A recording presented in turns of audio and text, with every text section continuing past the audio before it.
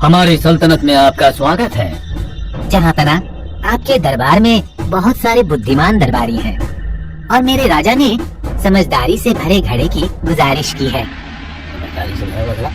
अब ये कौन सी नई बला है? ये तो बहुत ही बेहुदा गुजारिश है। सिलोन के राजा हमें मात देना चाहते हैं और वो सफल भी हो जाएगा। कोई भी नहीं, यहाँ तक कि बीरबल भी हमें इस परेशानी से नहीं बचा सकता। ये तो बहुत ही मुश्किल गुजारिश की है सिलोन के राजा ने। खैर, तुम्हारा इस बारे में क्या कहना है बीरबल? हाँ, हम थोड़ी बहुत समझदारी तो भेज ही सकते हैं सिलोन के राजा के लिए। आखिरकार उन्होंने हमसे गुजारिश की है और हमें उनकी ये इच्छा पूरी करनी चाहिए। अगर तुम ऐसा कहते हो बीरबल तो ठीक है, तुम जो भी करोगे ठीक ही करोगे। मुझे तुम पर पूरा यकीन है। शुक्रिया जहांपना। मुझे घड़े को भरने के लिए कुछ हफ्तों का वक्त लगेगा। आप जितना चाहे वक्त ले सकते हैं, मुझे कोई जल्दी नहीं। मैं उम्मीद करता हूँ कि तुम्हें पता है कि तुम क्या कर रहे हो। हालांकि मुझे तुम पर भरोसा है, लेकिन ये काम थोड़ा मुश्किल है। और तुम्हें पता है ना कि तुमने ये चुनौती स्वीकार कर ली है, जिससे हमारी भी इज्जत दांव पर लगी हुई है। चिंता मत कीजिए जहांपना, सिलोन के राजा को समझदारी से भरा हुआ घड़ा जरूर मिलेगा। उसी शाम बीरबल ने अपने सहायक को बुलाया। बीरबल के दिमाग में एक कमाल की योजना थी। मेरी ये योजना बिल्कुल भी असफल नहीं होगी और सिलोन के राजा की इच्छा भी जरूर पूरी होगी। मुझे कुछ मिट्टी के घड़े चाहिए जिनकी गर्दन थोड़ी पतली हो। जितनी जल्दी हो सके ये मेरे पास लेकर आओ।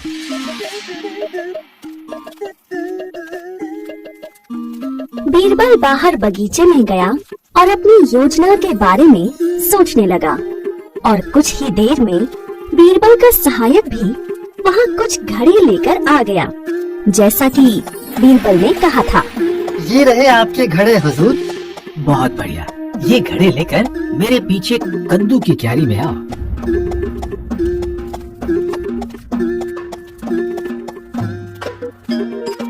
लाओ, उनमें से एक घड़ा मुझे दे दो। बीरबल ने घड़े के आसपास लकड़ियां लगा दी थीं, ताकि उन्हें अच्छे से जमा सके। और फिर उसने एक घड़ा कद्दू के फूल पर रख दिया।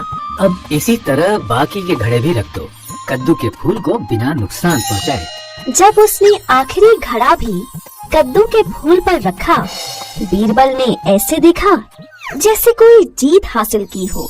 तुम्हें इस बात का बहुत ख्याल रखना पड़ेगा कि इन्हें अच्छे से खाद और पानी मिलता रहे, ताकि ये अच्छे से बड़े हो सके। और किसी को भी इन्हें छूने मत देना, सिवाय माली के। जी हुजूर। जल्द ही मैं ये तुमसे लेने आऊंगा। जैसा आप चाहे हुजूर। इस बीच कद्दुओं का बहुत अच्छी तरह से ख्याल रखा गया। क्या तुमने काम को कुछ आगे बढ़ाया बीरबल? कई हफ्ते गुजर चुके हैं, लेकिन तुम्हारी तरफ से कोई समाचार नहीं मिला। मैंने काम लगभग खत्म कर ही लिया है जहांपना। मैं ये देखने के लिए बहुत ही उत्साहित हूँ कि तुम घड़े को समझदारी से कैसे भरोगे। अब मुझे सिर्फ 2 हफ्ते और चाहिए जहांपना, और फिर ये काम पूरा हो जाएगा। हम सिलोन के राजा के दूत को 2 हफ्तों के बाद बुला सकते हैं। ठीक है, बहुत बढ़िया बीरबल। उम्मीद करता हूँ कि हमारी इज्जत पर कोई दाग नहीं लगेगा। ऐसा बिल्कुल नहीं होगा जहांपना।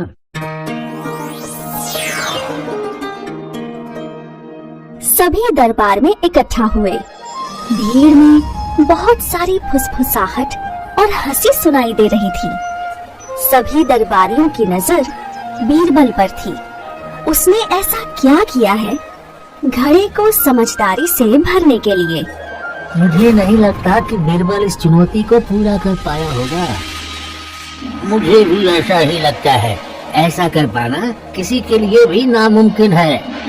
अरे वो बीरबल है, जरूर उसने घड़े को भरने का कोई न कोई रास्ता निकाल लिया होगा। हाँ। सभी इस चुनौती और उसके परिणाम के बारे में बातें कर रहे थे। बीरबल और दूत अकबर के सामने दरबार में हाजिर होते हैं। समझदारी से भरे हुए घड़े को दिखाने के लिए क्या तुम तैयार हो बीरबल? जी हाँ जहाँपना, मैं तैयार हूँ। बीरबल ताली बजाता है। सभी लोग दरवाजे की तरफ देखने लगते हैं। बीरबल का सहायक घड़े को थाली में रखकर हाजिर होता है। सहायक आकर बीरबल के पास खड़ा हो जाता है। ये लीजिए जहाँपना, आपके सामने समझदारी से भरा हुआ घड़ा आ चुका है। घड़े को ऊपर से कपड़े से ढका हुआ था ताकि कोई ये ना देख सके कि अंदर क्या है। ये नामुमकिन है, ऐसा हो ही नहीं सकता। हाँ, ऐसा कैसे हो सकता है? शांत हो जाओ। ये लो, इसे अपने राजा के पास ले जाओ। लेकिन याद रहे, तुम्हें ये सारे घड़े खाली करके वापस लौटाने होंगे, वो भी बिना कोई नुकसान पहुंचाए। और अगर आप समझदारी के फल को बाहर निकालना चाहते हैं तो उसे भी कोई खरोंच नहीं आनी चाहिए। क्या मैं इसे देख सकता हूँ? हाँ जरूर, अब ये आप ही का है। जैसे ही दूध घड़े में देखता है, उसे घड़े में एक कद्दू दिखाई देता है। वो चौंक जाता है। लेकिन हमारे पास 5 घड़े और हैं। अगर आपके राजा को और समझदारी चाहिए तो ले जा सकते हैं।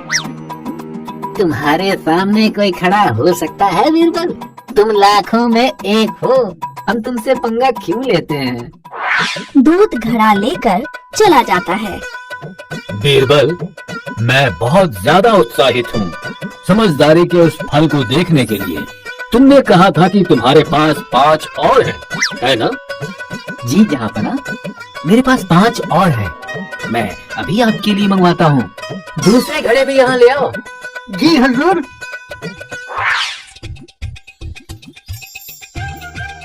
जैसे ही घड़ा आया, अकबर चौंक जाता है और फिर जोर जोर से हंसने लगता है।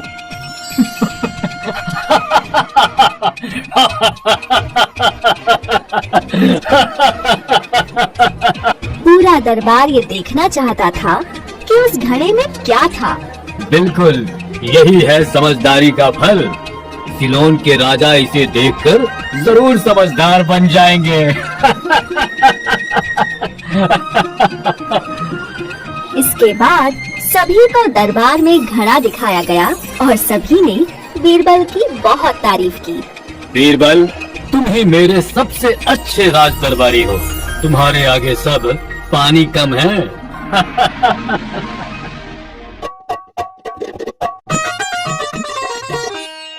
अमीर या गरीब, परेशानी में हर कोई बीरबल की मदद लेता था। और ऐसे ही एक दिन एक बूढ़ी औरत बीरबल के पास मदद के लिए आई। मेरी मदद कीजिए हुजूर, मेरे साथ धोखा हुआ है। अब मेरे पास कुछ भी नहीं बचा। कृपया मेरी मदद कीजिए।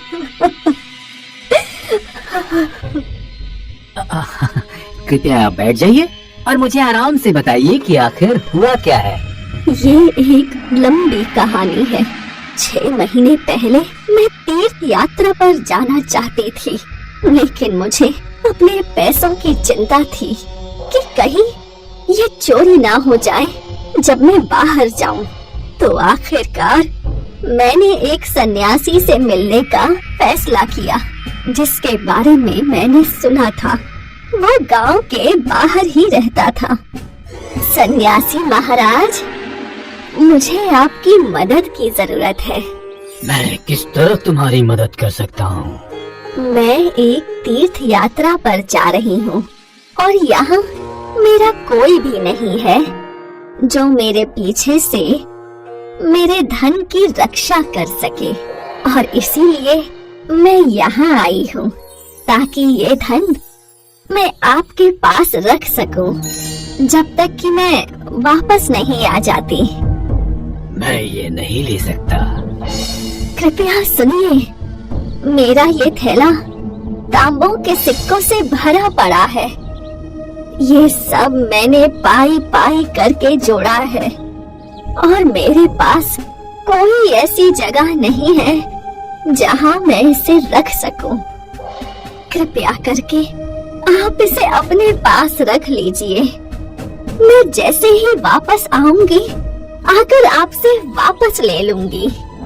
मैं माफी चाहता हूँ।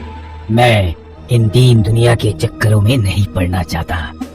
मैं इस पैसे को हाथ नहीं लगा सकता, लेकिन मैं तुम्हें ये इजाजत दे सकता हूँ कि तुम मेरी झोपड़ी के आसपास कोई गड्ढा खोदकर इसे अपने हाथ से दबा दो।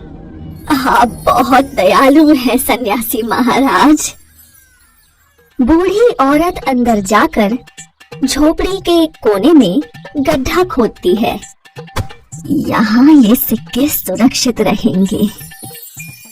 सन्यासी दीवार के पीछे से ये सब कुछ देख रहा था। उसने देखा कि उस औरत ने वो सिक्के कहाँ छुपाए थे। मैं आपकी बहुत आभारी हूँ। अब मैं अपनी तीर्थ यात्रा पर जा सकती हूँ। सन्यासी महाराज, मैं अपना धन लेने आई हूँ। तुम किस धन की बात कर रही हो? वही तांबे के सिक्कों का थैला जो मैंने तीर्थ यात्रा पर जाने से पहले आपकी झोपड़ी में गाड़ा था। तुम्हें याद है कि तुमने कहाँ गाड़ा था? मुझसे मत पूछो। जाओ और अंदर जाकर निकाल लो।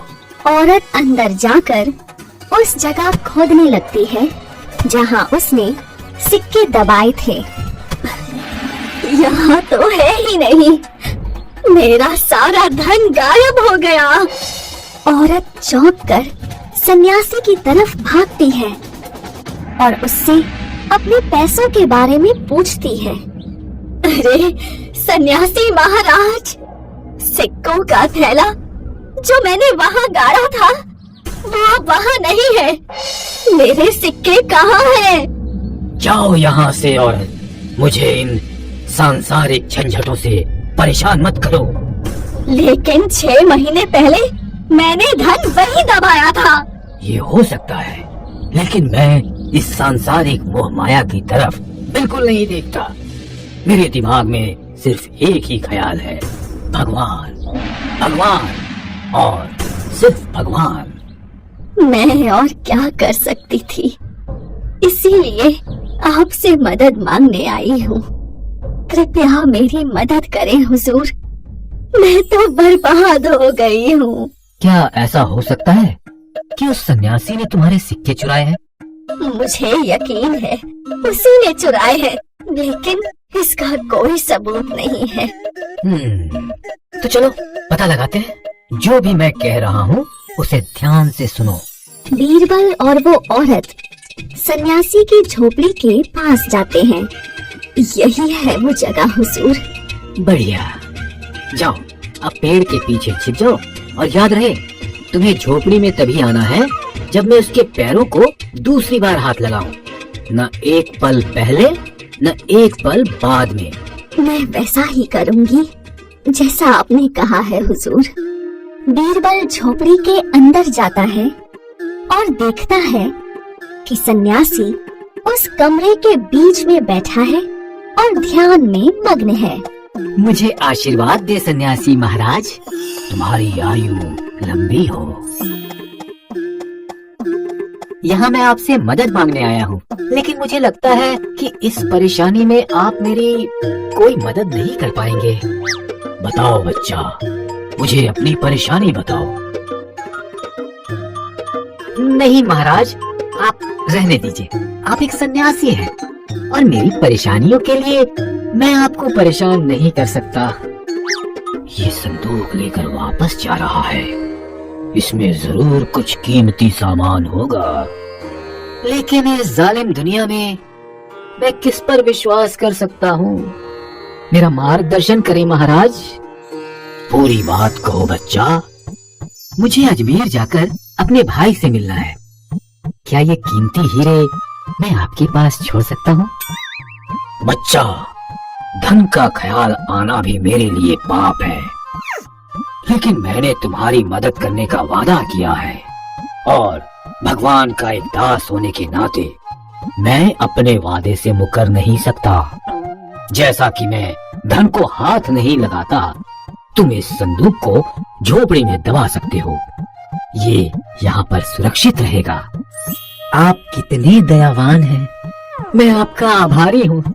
बूढ़ी औरत इशारा देखते ही अंदर आ जाती है। ये यहाँ कैसे आ गई? क्या होगा अगर इसने यहाँ अपने धन के लिए चिल्लाना शुरू कर दिया? मैं उन तांबों के सिक्कों के लिए इन कीमती हीरो को नहीं जाने दे सकता, बिल्कुल नहीं। भगवान का शुक्र है तुम आ गई। मैंने तुम्हारे सिक्कों के थैले के बारे में बहुत सोचा। उस दिन जरूर तुमने गलत जगह पर ढूंढा होगा। तुम उस कोने में सिक्के क्यों नहीं ढूंढती? लेकिन सन्यासी उसका हाथ पकड़कर उसे झोपड़ी के दूसरे कोने में ले जाता है। बूढ़ी औरत वैसा ही करती है जैसा कि वो कहता है।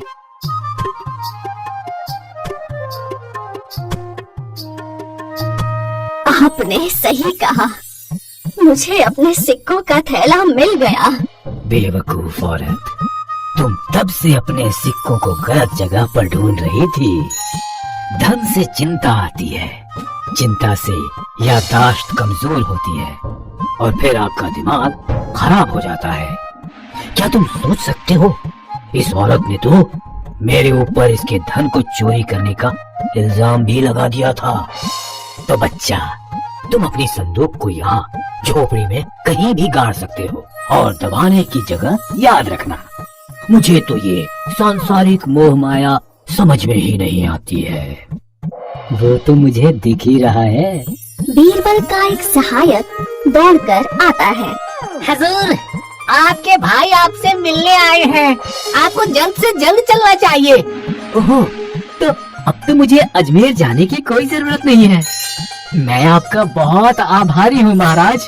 बीरबल संदूक लेकर बाहर चला जाता है और सन्यासी दरवाजे पर खड़ा देखता ही रह जाता है। वो समझ ही नहीं पाता कि उसके साथ क्या हुआ है। बादशाह अकबर अपने सभी दरबारियों में से बीरबल को सबसे ज्यादा पसंद करते थे और उनकी तरफदारी भी किया करते थे। ये देखकर बाकी दरबारियों को बहुत जलन होती थी।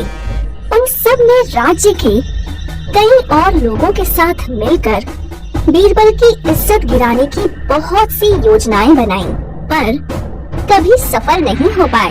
राजा अकबर का नाई भी बीरबल से बहुत जलता था, तो उसने बीरबल के खिलाफ बहुत ही शातिर योजना बनाई। एक दिन वो राजा अकबर की दाढ़ी बनाने आया और मौका पाते ही बोला, जहांपना, कल रात मेरे सपने में आपके अब्बू जान आए थे। क्या? सच में? क्या कहा उन्होंने तुमसे?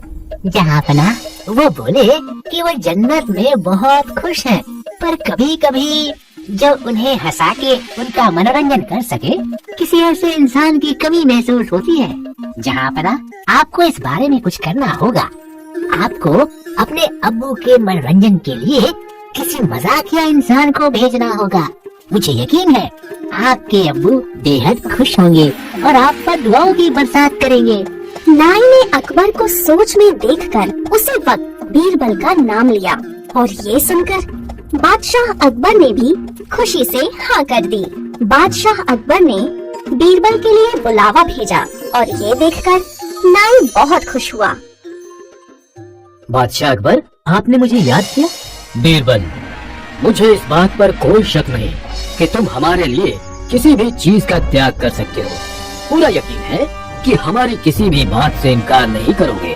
जी जहांपना, आपने बिल्कुल सही फरमाया। तो जाओ मेरे अब्बू के पास जन्नत में उनके मनोरंजन के लिए। राजा अकबर की ये बात सुनकर बीरबल को जरा भी समय नहीं लगा ये समझने में कि ये किसी दुष्ट की साजिश है उसे मरवाने के लिए। जी महाराज, आपका हुक्म सर आंखों पर। मुझे जन्नत जाने के लिए तैयारी करनी होगी। उसके लिए कुछ दिन चाहिए। हाँ, क्यों नहीं। तुम्हें 1 हफ्ते का समय दिया जाता है। जन्नत जाने के लिए तैयार हो जाओ। बीरबल अपने घर वापस आ गया और अपनी जान बचाने के बारे में सोचने लगा और तभी उसे एक तरकीब सूझी। बीरबल ने अपने घर के पास एक गड्ढा खोदा जो उसके लिए कब्र का काम करेगा और उस गड्ढे से एक सुरंग बनाई जो उसके घर के एक कमरे में जाकर खुली। काम खत्म हो जाने पर बीरबल वापस दरबार में आया। मैं जन्नत जाने के लिए तैयार हूँ, पर मेरी 2 शर्तें हैं। तुम्हारी आखिरी इच्छा पूरी करना मेरे लिए बहुत खुशी की बात है। बोलो, क्या शर्तें हैं तुम्हारी? जहाँ पना, मुझे मेरे घर के पास दफनाया जाए और मुझे जिंदा दफनाया जाए, ताकि मैं जन्नत जिंदा पहुँच सकूं आपके अब्बू का मनोरंजन करने के लिए। अकबर ने बीरबल की बात मान ली। ये सुनकर बाकी सब बीरबल से जलने वाले दरबारी और उस नाई की खुशी का ठिकाना नहीं रहा। ये सोचकर कि आखिरकार बीरबल से पीछा छूटेगा, अगले ही दिन बीरबल को घर के पास दफना दिया गया। सब हो जाने के बाद बीरबल उस सुरंग से होते हुए अपने कमरे में गया और 6 महीने तक अपने ही घर में कैद रहा। इस दौरान बीरबल को मालूम चल गया था कि ये सारा किया कराया बादशाह अकबर के नाई का है।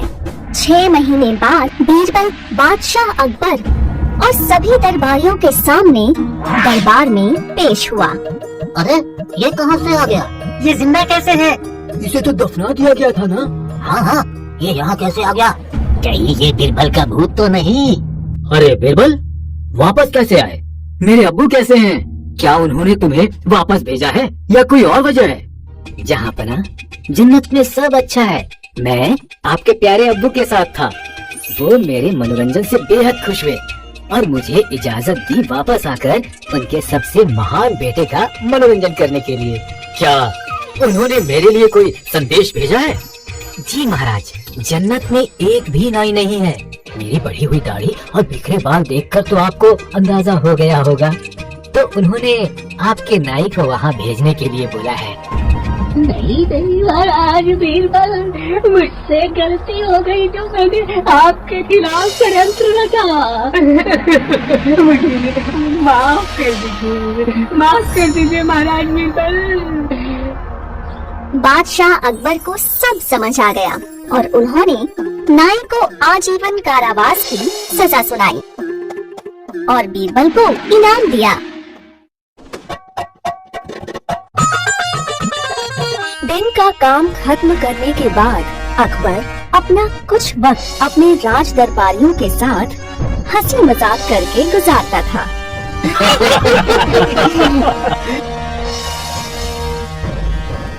बादशाह सलामत रहे।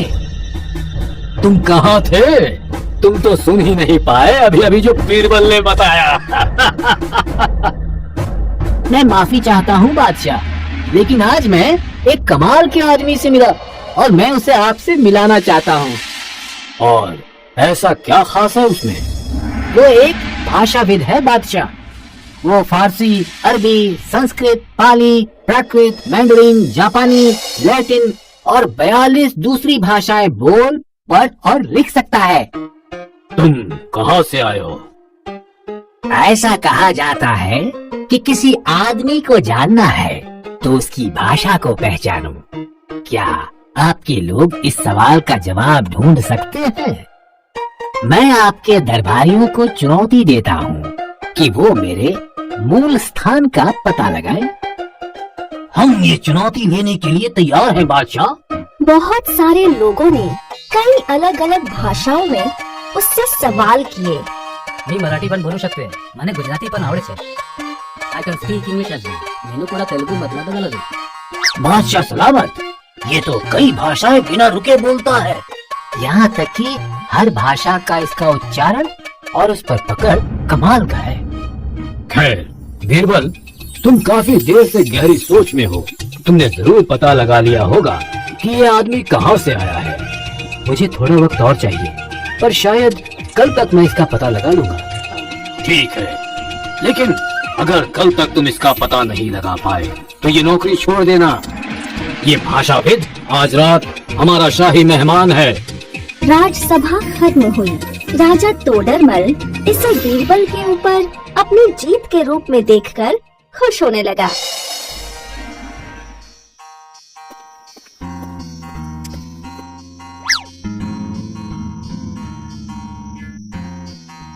रामदास, रामदास, रामदास, ये पता लगाओ कि आज रात ये भाषाविद कहाँ रहेगा।